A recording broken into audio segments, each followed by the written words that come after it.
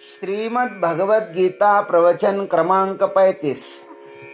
ओम त्र्यंबकं यजामहे सुगंधिं पुष्टिवर्धनम् उर्वारुकमिव बन्धनान् मृत्योर्मुक्षीयमामृतात्। चिन्मयं व्यापि यत्सर्वं त्रैलोक्यं सचराचरम् तत्पदं दर्शितं येन तस्मै श्रीगुरवे नमः। वसुदेवसुतं देवं कंसचाणूरमर्दनं देवकी परमानन्दं कृष्णं वन्दे जगद्गुरुम्। ओम तत्सत। अर्जुन युद्ध न करने के अन्यान्य तर्क भगवान के समक्ष प्रस्तुत कर रहे हैं। भगवान कहते हैं कि अर्जुन, अरे स्वजनों के वध से तो दोनों ही पक्षों को दोष लगेगा ना, फिर तुम अकेले ही युद्ध से क्यों परावृत्त होना चाहते हो? वे कौरव युद्ध से पीछे कभी नहीं हटते, तुम ही क्यों हटना चाहते हो?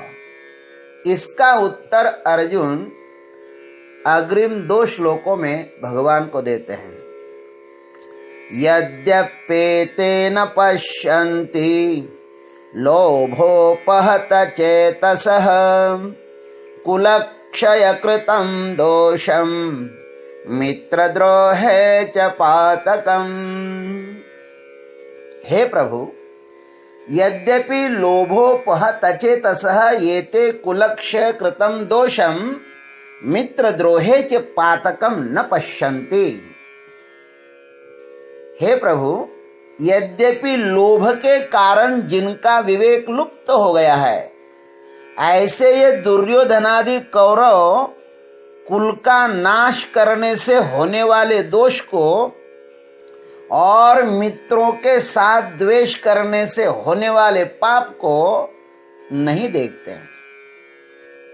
अब इस पर थोड़ी चर्चा करते हैं। इन 2 श्लोकों के क्रम में अर्जुन ने पहले श्लोक में दुर्योधनादि पर दोषारोपण किया है तथा द्वितीय श्लोक में अपने को निर्दोष घोषित किया है। अब दूसरों पर दोषारोपण करके अपने को निर्दोष कहना, यह भी एक अंतःकरण की रुग्णता का ही परिचायक है।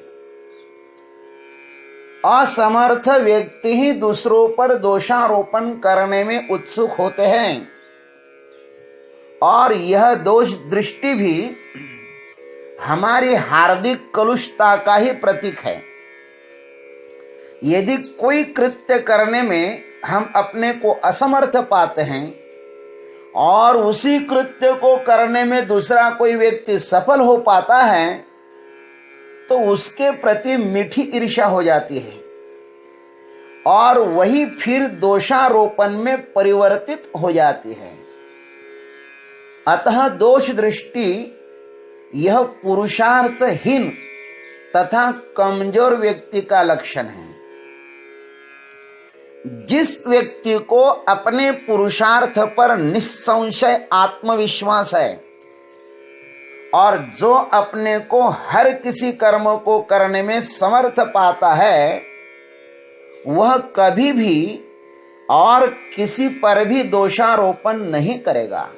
हाँ, यदि कोई घृणित निंदनीय कार्य कर रहा हो तो उसके प्रति उसके मन में दयाभाव अवश्य ही जागृत होगा। और जो व्यक्ति समाज प्रतिष्ठित समाज कल्याण का प्रशंसनीय कार्य कर रहा हो, उसको वह हार्दिक धन्यवाद प्रदान करेगा और उसे और भी आगे बढ़ने का अनंत आशीर्वाद देता रहेगा। यही है समर्थ व्यक्ति की पहचान। अर्जुन ने आज तक जो कुछ तैयारियां की थी, वह सब युद्ध के लिए ही थी। यह सत्य है कि उसके रोम रोम में युद्ध ही भरा हुआ है। उसे युद्ध के लिए और तैयारी करने की जरूरत ही नहीं है।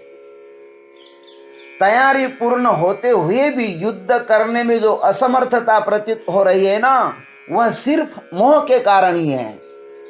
इसलिए ही उसकी दुर्योधनादि के लोभ पर दृष्टि गई है। नहीं तो युद्धारंभ के क्षणों में उन्हें दुर्योधनादि का क्षुद्र लोभ दिखाई ही न देता। यहां पर ये दोनों लोग भी, एक दुर्योधन और अर्जुन, एक तो लोभग्रस्त है और एक है मोहग्रस्त, और दोनों भी रुग्ण हैं, अतः पीड़ित भी है, और दोनों की ही पीड़ा बड़ी गहरी है। लोभग्रस्त दुर्योधन बेहोश है, उसकी सदसद विवेकवती प्रज्ञा बेहोश हो गई है, अतः उसे होश में लाने के लिए सभी द्वार दुर्योधन ने स्वयं ही बंद कर दिए हैं। इसलिए उसके जागने का अब कोई प्रश्न ही नहीं है। लोभ ने उसके चित्त को ढक दिया है। अतः अर्जुन कहते हैं, ये ते कुलक्षय कृतम दोषम मित्रद्रोहे च पातकम न पश्यन्ति। ऐसे दुर्योधनादि कौरव कुल का नाश करने से होने वाले दोष को और मित्रों के साथ द्वेष करने से होने वाले पाप को नहीं देखते। ये दुर्योधनादि कौरव कुल का नाश करने से होने वाले दोष को और मित्रों के साथ द्वेष करने से होने वाले पाप को नहीं देखते, क्योंकि सदसद विवेक जिसका समाप्त हो जाता है, तब उसके जीवन का विकास ही रुक जाता है। दुर्योधन जैसे लोग, रावण जैसे लोग, इन्होंने बहुतों ने समझाया, किंतु उन्होंने किसकी भी नहीं सुनी, क्योंकि उनकी मेमोरी अहंकार के कारण फुल हो गई थी। अब कोई भी नया विचार उसमें डालते ही वह डिलीट हो जाता था। काम, क्रोध, लोभादि विकार मनुष्य को बेहोश कर देते हैं। इसके अधीन हुए जीव का सिर्फ पतन ही हो जाता है। यही कारण है कि दुर्योधन को युद्ध का फल, जो भविष्य का भयानक दृश्य है, वह दिखाई नहीं देता। अब वह पूर्णतः अंधा ही हो गया है। अर्जुन और दूसरे श्लोक में क्या कहते देखिए, कथम न ज्ञेयमस्माभिः पापादस्मान् निवर्तितुम् कुलक्षयकृतं दोषं प्रपश्यद्भिर्जनार्दन। हे जनार्दन, कुलक्षय कृतं दोषं प्रपश्यद्भिः अस्माभिः अस्मात् पापात् निवर्तितुम कथम न ज्ञेयम। हे जनार्दन, कुल का नाश करने से होने वाले दोष को यथार्थ जानने वाले हम लोगों को इस पाप से बचने का विचार क्यों नहीं करना चाहिए। अब द्वितीय श्लोक में वे अपनी बात बता रहे हैं। हे जनार्दन, जन माने लोक और अर्दन माने संहार करना। जो लोगों का महाप्रलय में संहार करता है वह जनार्दन है।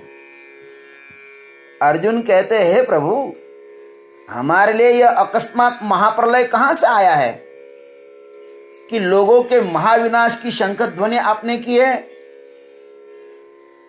अर्जुन मोहग्रस्त तो है, किंतु अर्ध जागृत है। वह बेहोश और होश के बीच खड़ा है। अर्जुन बेहोश और होश के बीच खड़ा है। ऐसों को ही जगाया जा सकता है। और यहां पर जगाने वाला कौन है? भगवान श्री कृष्ण है। कैवर्तकः केशवः।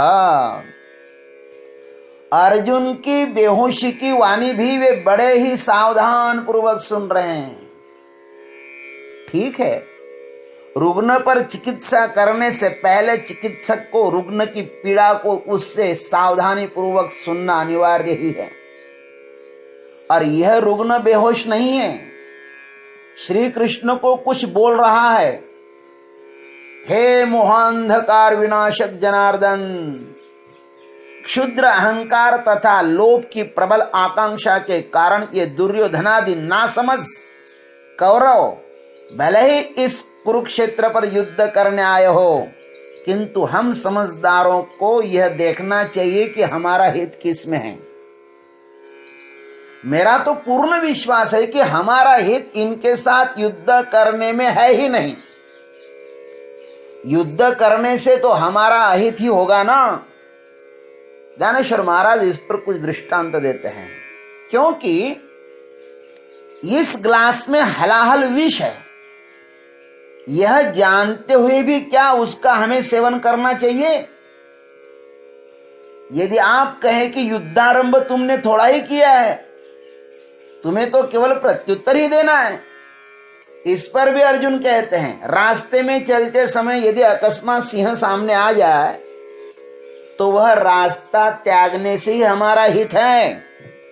उस सिंह के साथ लड़ने से हमारा कल्याण नहीं होगा। इसलिए अब हमें इस युद्ध से बचना चाहिए। हे प्रभु, कुलक्ष्य कृतम दोषम प्रपश्यद्भिः अस्माभिः।